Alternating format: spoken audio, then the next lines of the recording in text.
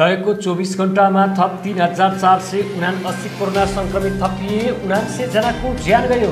ओली एमआईलाई जेठ 2 मा फर्काउन तयार। देउवालाई प्रधानमन्त्री बनाउने हस्ताक्षर फिर्ता लिनुपर्ने छ। जनमोर्चाका नेता कृष्ण थापाको प्रदेश सभा सदस्य पद पुनर्बहाली गर्ने सर्वोच्चको आदेश। ओलीले एकताका नाममा जालझेल गरेको भन्दै ओडा र टोलमा पनि सङ्गठन बनाउने माधव पक्षको निर्णय। घर ठेगाना नभेटेको भन्दै ललिता निवास जग्गा प्रकरणका 49 जना विरुद्ध 21 दिने सूचना जारी। माओवादी केन्द्रले प्रदेश 1 सरकारलाई दिएको समर्थन फिर्ता लियो। स्वास्थ्य कर्मीको सुरक्षा सम्बन्धी अध्यादेश जारी। आक्रमण गर्नेलाई कडा कारबाही हुने। हालसम्मकै उच्च बिन्दुमा पुग्यो नेप्से परिसूचक। 17 अर्बभन्दा बढीको कारोबार। भारतीय सरकार र ट्विटर बीचको विवाद उत्कर्षमा पुग्यो। अन्तर्राष्ट्रिय उडान बन्द हुँदा सन्दीपले T20 ब्लास्ट खेल्न नपाउने र 2030 को विश्वकप फुटबलको आयोजनाका लागि स्पेन र पोर्चुगलद्वारा संयुक्त दावेदारी प्रस्तुत। पल पलको खबरका लागि हाम्रो यस च्यानललाई सब्स्क्राइब गर्न नभुल्नुहोला। नेकपा एमालेका अध्यक्ष केपी शर्मा ओलीले आफू पार्टीलाई 2075 जेठ 2 अघिको पूर्वावस्थाबाट अगाडि बढाउन तयार रहेको भन्दै सबैलाई पार्टी एकतामा आउन आह्वान गर्नुभएको छ। ओलीले त्यसो गर्दा तत्कालीन नेकपाको केन्द्रीय कमिटीका सदस्यहरूमध्ये एकताको पक्षमा उभिएका नेताहरूसहित केन्द्रीय कमिटी र स्थायी कमिटीका संरचनाहरू क्रियाशील हुने बताउनु भएको छ। ओलीले पार्टी कमिटी र जनसङ्गठनहरू पनि मूलभूत रूपमा 2075 जेठ 2 को पूर्वको अवस्थामा फर्की क्रियाशील हुने बताउनु भएको हो। आइतबार पार्टी एकताका लागि 6 बुँदे अपिल जारी गर्दै ओलीले आफ्नो पार्टीको प्रधानमन्त्रीलाई पदबाट हटाई विपक्षी दलका नेतालाई प्रधानमन्त्री बनाउने रिटबाट हस्ताक्षर फिर्ता गर्नुपर्ने प्रश्न समेत पार्नु भएको थियो।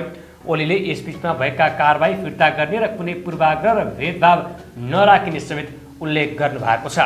सर्वोच्च अदालतले राष्ट्रिय जनमोर्चाको गण्डकी प्रदेशका सांसद कृष्ण थापालाई पुनर्बहाली गर्न आदेश दिएको छ। न्यायाधीश कुमार चुडालको एकल इजलासले थापालाई प्रदेश सभा सचिवालय गरेको पदमुक्ति लगायतका सबै कारबाही मुद्दाको अन्तिम किनारा नलागेसम्म बदर गर्न अन्तरिम आदेश दिएको हो। सुविधा र सन्तुलनको हिसाबले अतुलनीय क्षति हुने देखिएको भन्दै अदालतले थापालाई प्रदेशसभा सदस्य पदमा पुनर्बहाली गर्न आदेश दिएको हो। नेपालमा पछिल्लो 24 घण्टामा 3,479 जनामा कोरोना सङ्क्रमण पुष्टि भएको छ। स्वास्थ्य मन्त्रालयका अनुसार 10,471 जनाको PCR परीक्षण गर्दा 3,024 जना तथा 3,262 जनाको एन्टिजेन परीक्षण गर्दा 455 जनामा सङ्क्रमण पुष्टि भएको हो। पछिल्लो 24 घण्टामा 6,636 जना सङ्क्रमण मुक्त भएका छन्। त्यसै गरी थप 79 जनाको ज्यान गएको छ। यो सँगै नेपालमा हालसम्म कोरोनाबाट मृत्यु हुनेको सङ्ख्या 7,898 पुगेको छ। हाल देशभर 89,217 जना सक्रिय सङ्क्रमित रहेको स्वास्थ्य मन्त्रालयले जनाएको छ। प्रतिनिधि सभा विघटन सम्बन्धमा सर्वोच्च अदालतका 11 न्यायाधीशले सुनवाई गर्न नमिल्ने भन्दै मुद्दा हाल्ने वकिललाई प्रधान न्यायाधीश चोलेन्द्र शमशेर राणाले निवेदन फिर्ता लिन वा कारबाही भोग्न तयार हुन चेतावनी दिनुभएको छ। संसद विघटन विरुद्ध परेको रिटमाथिको सुनवाईमा प्रधान न्यायाधीश राणाले गठन गरेको संवैधानिक इजलासका न्यायाधीश विरुद्ध पक्षका वकिलहरूले प्रश्न उठाएपछि प्रधान न्यायाधीश राणाले आज नयाँ इजलास बताउनु भएको हो। त्यसअघि नै 21 गते शुक्रबार अधिवक्ता राजाराम घिमिरेले सर्वोच्चमा बहाल 11 न्यायाधीशले संसद विघटनको मुद्दा हेर्न नमिल्ने तर्क गर्दै निवेदन पेश गर्नुभएको थियो। पुनर्गठित इजलासको सुरुमै प्रधान न्यायाधीश राणाले अधिवक्ता घिमिरेलाई निवेदन फिर्ता लिन आग्रह गर्दै भन्नुभयो, कतिपय कुराहरूमा तपाईँहरू संयमित हुनुपर्छ। यो विषय आफैमा गम्भीर होइन र यसलाई किनारा पनि लगाउनुपर्छ। तपाईँहरू जस्तो विद्वत कानुन व्यवसायहरू स्वयं रिट लिएर आउनु भएको छ। तपाईँहरूले इजलासको मर्यादा पनि राख्नु पर्दछ र इजलासप्रति विश्वास पनि तपाईँहरूको दायित्व र कर्तव्यभित्र पर्दछ, किनकि तपाईँहरू कानुन व्यवसायी हो भन्नुभएको छ। नेकपा एमालेको माधव नेपाल पक्षले अध्यक्ष केपी शर्मा ओलीले पार्टी एकताका नाममा षड्यन्त्र गर्दै गएको भन्दै भ्रममा नपर्न कार्यकर्तालाई अपिल गरेको छ। भर्चुअल माध्यमबाट बसेको नेपाल समूहको केन्द्रीय कमिटीको बैठकले ओलीले एकातिर पार्टी र भन्ने र अर्कोतिर नेताहरूलाई कारबाही गर्दै जाने तथा सरकारमा बसेर मनपरी र निरङ्कुश कामलाई निरन्तरता दिने काम भइरहेको भन्दै उहाँका कुरा पत्याउन नसक्ने निष्कर्ष निकालेको हो।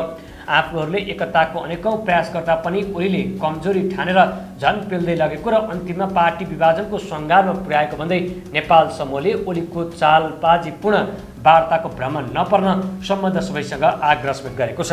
क्रान्तिकारी पार्टी पंक्तिको रक्षा र विकासका लागि केपी ओली पक्षमा रहेका इमान्दार नेता र कार्यकर्ता लगायत नेकपा एमाले पंक्तिलाई आह्वान गर्दै नेपाल समूहले नेपालको संविधान, पार्टीको विधान र कम्युनिस्ट आन्दोलन एवं लोकतन्त्रको रक्षाका लागि बाध्य भएर वैकल्पिक बाटो अवलम्बन गर्नुपर्ने जनाउनु भएको छ।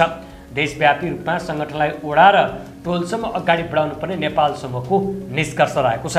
यदि ओलीले एकता नै चाहेको भए पार्टीलाई 2075 सालको जेठ 2 गतेकै अवस्थामा फर्काउनु पर्ने, केन्द्रदेखि पालिकासम्म भएका कारबाही र स्पष्टीकरण फिर्ता लिनुपर्ने, प्रतिनिधि सभा विघटन गलत भनेर आत्मआलोचना गर्नुपर्ने, संविधान र लोकतन्त्र मास्ने नियतका साथ भइरहेका काम बन्द गर्नुपर्ने लगायतका काम गर्नुपर्ने नेपाल समूहको भनाइरहेको छ। नेकपा माओवादी केन्द्रले गएको चैत्र 16 गते संसदीय दलको बैठकको निर्णय आज आइतबार कार्यान्वयनमा ल्याएको छ। माओवादी केन्द्रको 2077 चैत्र 16 गते बसेको संसदीय दलको बैठकले दलको नेतालाई सरकारलाई दिएको समर्थन फिर्ता लिने अधिकार दिएको थियो। त्यो अधिकार प्रयोग गरेर सरकारबाट फिर्ता भएको पत्र माओवादी केन्द्रीय संसदीय दलले प्रदेश सभा सचिवालयमा बुझाएको छ। माओवादी केन्द्र संसदीय दलको तर्फबाट दलका नेता इन्द्र आङभोले पत्र बुझाएसँगै प्रदेश 1 को सत्ता साझेदार दल माओवादी केन्द्रले विधिवत रूपमा सरकारलाई दिएको समर्थन फिर्ता लिएको छ। आङभोले संसदीय दलको बैठकले दलका नेतालाई दिएको अधिकार प्रयोग गर्दै आइतबार सरकारलाई दिएको समर्थन फिर्ता लिएको संसद सचिवालयलाई जानकारी दिनुभएको छ। यसअघि माओवादी केन्द्रले सरकारबाट हटे पनि सरकारले दिएको समर्थन फिर्ता लिएको थिएन। बजेट अधिवेशनको सङ्घारमा माओवादीले सरकारलाई दिएको समर्थन फिर्ता लिनुलाई रणनीतिक मानिएको छ। पत्रमा मुख्यमन्त्रीले राष्ट्रपति र प्रधानमन्त्रीले चालेको असंवैधानिक कदमको स्वागत, समर्थन र सहयोग गरेको अविश्वास प्रस्तावलाई सामना गर्नुको साटो संसदलाई छलेको भनिएको छ। त्यस्तै संसदीय मूल्य मान्यताप्रति अनुत्तरदायी भएको, सरकार सञ्चालनमा पुनः असफल भएको, कोभिड नियन्त्रण, रोकथाम र उपचार तथा सुशासन कायम गर्न असफल भएकाले समर्थन फिर्ता लिएको भनिएको छ। प्रदेश सरकार गठनको समयमा माओवादी केन्द्र संसदीय दलको तर्फबाट नेकपा एमालेलाई समर्थन दिएको थियो। राष्ट्रपति विद्यादेवी भण्डारीले स्वास्थ्यकर्मी तथा स्वास्थ्य संस्थाको सुरक्षा सम्बन्धी पहिलो संशोधन अध्यादेश 2078 जारी गर्नुभएको छ। राष्ट्रपति भण्डारीले नेपालको संविधानको धारा 114 को उपधारा 1 अनुसार नेपाल सरकार मन्त्री परिषदको सिफारिसमा आइतबार आज त्यो अध्यादेश जारी गर्नुभएको राष्ट्रपतिको कार्यालयका सहायक प्रवक्ता केशव प्रसाद घिमिरेले निकालेको विज्ञप्तिमा उल्लेख गरिएको छ। कोरोना संक्रमितको उपचारमा खटिएका स्वास्थ्यकर्मीमाथि आक्रमण भएका घटना सार्वजनिक भएपछि कारबाहीका लागि सरकारले कानुन बनाएको हो। अध्यादेशमा स्वास्थ्यकर्मी वा स्वास्थ्य संस्थामा हातपात गरेमा या आघात पुर्याएमा 2 लाख रुपियाँसम्म जरिवाना वा 4 वर्षसम्म कैद वा दुवै सजाय हुन सक्ने उल्लेख गरिएको छ। यस्तै स्वास्थ्यकर्मीलाई धम्की दिएमा वा मानसिक तनाव र अपमानजनक व्यवहार गरेमा 50,000 रुपियाँ जरिवाना र 1 वर्ष कैदको व्यवस्था समेत गरिएको छ। यस्तै स्वास्थ्य संस्थामा तालाबन्दी, तोडफोड र घेराव गरेमा 2 लाख रुपियाँ जरिवाना र 4 वर्ष कैद सजाय र बिरामीको उपचार गर्ने कार्यमा अवरोध गरेमा 20,000 रुपियाँ जरिवाना र 3 महिनासम्म कैद वा दुवै सजाय दिने अध्यादेशमा उल्लेख गरिएको छ। कोरोना महामारीको समयमा स्वास्थ्य संस्था र स्वास्थ्यकर्मीमाथि आक्रमण वा धम्कीका घटना बढेपछि सरकारले पीडितलाई कडा र कारबाहीको प्रावधान समेटेर राष्ट्रपति भण्डारी समक्ष अध्यादेश पेश गरेको थियो। नेपाली शेयर बजार परिसूचक नेप्से अहिलेसम्मकै माथिल्लो बिन्दुमा पुगेको छ।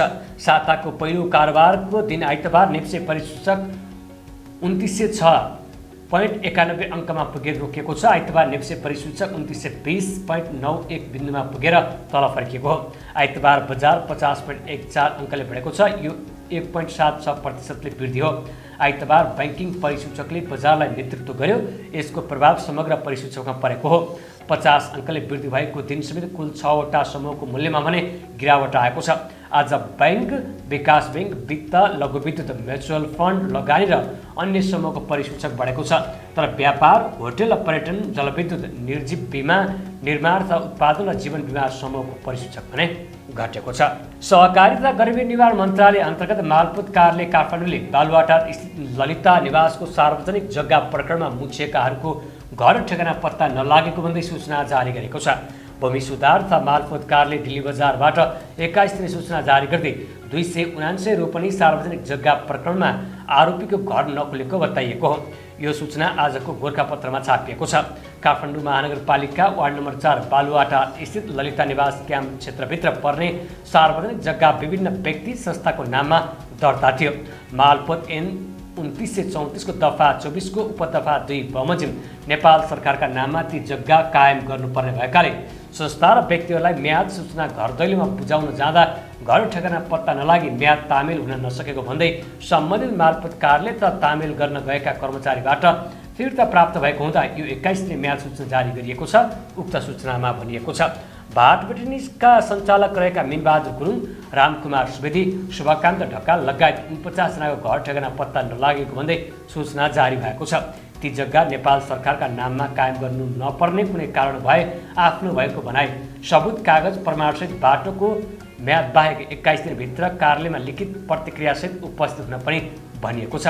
निषेधाज्ञाले कार्यालय आउन नसक्नेले भने इमेल मार्फत आफ्नो प्रतिक्रिया वा प्रमाण कागज पेश गर्न पनि कार्यालयले आग्रह गरेको छ। संसद विघटनपछि सिर्जित परिस्थितिको सुरक्षा चुनौती ल्याउन सक्ने नेपाली सेनाले विश्लेषण गरेको छ। कार्यकालको 1000 दिन पुरा भएको अवसरमा पत्रकारहरूसँग बोल्दै प्रधान सेनापति पूर्णचन्द्र थापाले पछिल्लो राजनीतिक परिस्थितिले सुरक्षा चुनौती ल्याउन सक्नेमा सेना सजग र सतर्क हुनुपर्ने बताउनु भएको हो। परिस्थितिहरूको संवैधानिक प्रक्रियाबाटै समाधान खोज्नुपर्छ थापाले भन्नुभएको छ। सेनाले पछिल्लो राजनीतिक घटनाक्रमलाई नजिकबाट निहालेको पनि बताउनु भएको हो। थापाले नेपाली सेना आफ्नो संवैधानिक दायित्वबाट बाहिर नजाने पनि बताउनु भएको छ। हरेक सङ्कटमा सेनाको दायित्व र जिम्मेवारी संविधानले प्रष्ट गरेको छ। सोही अवसरमा थापाले सेनामा निविड नेतृत्व हस्तान्तरणको प्रक्रिया सुरु गरेको पनि जानकारी दिनुभएको हो। कार्यकाल सकिन 3 महिना बाँकी रहँदा नेतृत्व हस्तान्तरणको प्रक्रिया सुरु गर्नुभएको हो। अन्तिम 1 महिना विधामा बस्ने परम्परा अनुरूप त्यस अगावै नेतृत्व हस्तान्तरणलाई निष्ठापूर्वक र विस्तृत रूपमा गरिने थापाले बताउनु भएको छ। सेनामा रथी प्रभुराम शर्मा थापाको उत्तराधिकारी बन्ने लाइनमा हुनुहुन्छ। सिन्धुपाल्चोक चौतराका सुशील नेपाली रत्नराज आरआर क्याम्पस काठमाडौँकोमा मानविकी संकाय स्नातक पहिलो वर्षको सिनियर ब्याचका विद्यार्थी हुनुहुन्छ। पहिलो वर्ष भर्ना भएको 19 महिना भयो। पछाडि अर्को ब्याच पनि पहिलो वर्षमा भर्ना भइसकेको छ। सुशीलले अझै पनि परीक्षा दिन पाउनु भएको छैन। सामान्य अवस्था भएको भए पनि त्यति बेला स्नातक दोस्रो वर्षको परीक्षा दिइरहेका अवस्थामा सकेका हुन्थे, तर पहिलो वर्षकै परीक्षा अझै पनि दिन पाइएको छैन। बल्ल केही दिन अघि अनलाइन परीक्षा फार्म भरिएको छ। कोरोना महामारीका कारण एउटा मात्रै क्षेत्र प्रभावित भएको छैन। यसले मानव स्वास्थ्यसँगै व्यापार, व्यवसाय, उद्योग, रोजगारदेखि भविष्यका कर्णधार मानिने विद्यार्थी वर्गलाई पनि ठुलो मारमा पारेको छ। महामारीले विद्यालय जाने उमेरका कयौं विद्यार्थी विद्यालय भर्ना हुनै पाएका छैनन् भने विद्यालय र कलेज गइरहेका विद्यार्थीको सिकाइ प्रक्रिया नै अवरुद्ध भएको छ। कयौंले परीक्षा दिन पाएका छन्। महामारीले सबै तहका विद्यार्थी मारमा परेका छन्। परीक्षा समयमा हुन नसक्दा विद्यार्थीमा अन्योल छाएको छ। यसबाट सबभन्दा बढी प्रभावित स्नातक तहका विद्यार्थीहरू भएका छन्। स्नातक तह पहिलो वर्ष अध्ययनरत विद्यार्थी परीक्षा दिनेबाट वञ्चित छन्। अहिले स्नातक तहको पहिलो वर्षमा विद्यार्थी सिनियर जुनियर भएर अध्ययन गरिरहेको अध्ययनरत विद्यार्थीहरूले बताउन थालेका छन्। कोरोनाका कारण पहिलो वर्ष पढाइ रोकिएपछि तत्काल अनलाइन कक्षा सञ्चालन गर्न नसक्ने र विद्यार्थीको पहुँचमा नहुने भन्दै अनलाइन कक्षा गरेन, जसका कारण विद्यार्थीको पाठ्यक्रम सकिन लागि सामान्य अवस्था पुग्नु पर्यो। सामान्य अवस्थामा भएपछि भौतिक कक्षाबाट पाठ्यक्रम सकियो। त्यसपछि त्रिभुवन विश्वविद्यालय त्रिवीले परीक्षा फारम खुलायो। लगत्तै कोरोना महामारीको दोस्रो लहर तीव्र रूपमा फैलियो। त्यसको केही दिनमै निषेधाज्ञा सुरु भयो। निषेधाज्ञाका कारण फारम भर्ने कार्य पनि बन्द भयो। सरकारले निषेधाज्ञा सुरु हुनुभन्दा अघि गन्तव्य स्थानमा जाने समय दियो। यो समयमा अधिकांश विद्यार्थी आफ्नो गृह जिल्लातिर लागे। अहिले त्रिवीले स्नातक तहका विद्यार्थीका लागि अनलाइन फारम खुलाएको छ। जेठ मसान्तसम्म फारम भर्न समय दिएको छ। विद्यार्थी अनलाइन फारम भरिरहेको बताइरहेका छन्। विगतमा मन्त्री भइसकेका व्यक्तिहरू राजदूतमा सिफारिस भए स्नातक तहको अध्ययन नचाहिने भएको छ। मन्त्री परिषदले विगतमा मन्त्री भइसकेकाहरू राजदूतमा सिफारिस भए स्नातक तह अध्ययन नचाहिने भन्दै निर्देशिका संशोधन गरेको हो। गत वैशाख अन्तिम साता विभिन्न 11 देशमा राजदूत नियुक्त सिफारिस गर्नु पूर्व मन्त्री परिषदले यस्तो निर्णय गरेको हो। यसअघि राजदूत नियुक्ति सम्बन्धी निर्देशिका 2075 तत्कालीन परराष्ट्र मन्त्री प्रदीप गिवानीको पहलमा पारित भएको थियो।